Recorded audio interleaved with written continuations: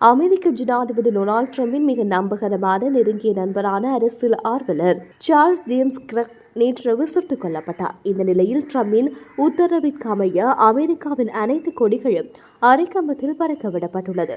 அமெரிக்காவின் உட்டா பல்கலைக்கழகத்தில் நடந்த துப்பாக்கிச் சூட்டில் இறந்த 31 வயதான சார்ல்ஸ் ஜேம்ஸ் கிரக் அமெரிக்கா முழுவதும் உள்ள வளாகங்களில் திறந்தவெளி விவாதத்தை நடத்துவதில் பெயர் பெற்றவர். 2012ஆம் ஆண்டு தனது 18 வயதில் தாராளவாத சார்பு கொண்ட அமெரிக்க பல்கலைக்கழகங்களின் வலதுசாரி கொள்கைகளை பரப்புவதை நோக்காக கொண்டு ஒரு மாணவ அமைப்பான டர்னிங் பாயிண்ட் USA-யை இணைத்து நிறுவினார். அவரது சமூக ஊடகங்களில் பெயரிடப்பட்ட தினசரி போட்காஸ்டும் திருநங்கை அடையாளம், காலநிலை மாற்றம், நம்பிக்கை மற்றும் குடும்ப மதிப்புகள் போன்ற பிரச்சினைகள் குறித்து மாணவர்களுடன் அவர் விவாதம் செய்யும் காணொளிகளை அடிக்கடி பகிர்ந்து கொண்டார்.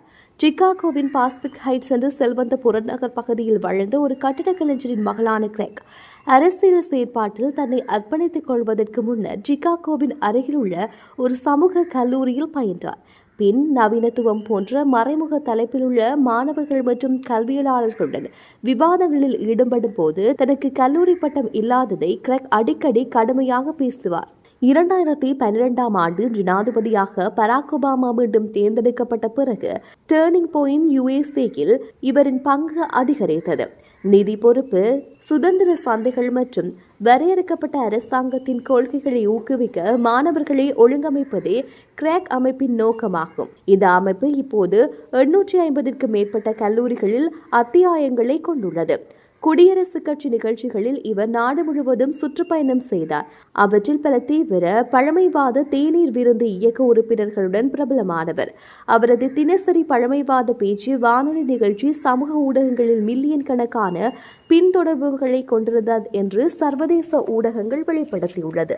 கடந்த ஆண்டு அமெரிக்க தேர்தலில் ட்ரம்ப் மற்றும் பிற குடியரசுக் கட்சி வேட்பாளர்களுக்கான வாக்கெடுப்பு முயற்சியில் இந்த அமைப்பின் முக்கிய பங்கு வகித்தது. பல்லாயிரக்கணக்கான புதிய வாக்காளர்களை பதிவு செய்வதற்கு ட்ரம்பிற்கான அரிசோனாவை மாற்றுவதற்கு மில்லினியல் பரவலாக பாராட்டப்பட்டது.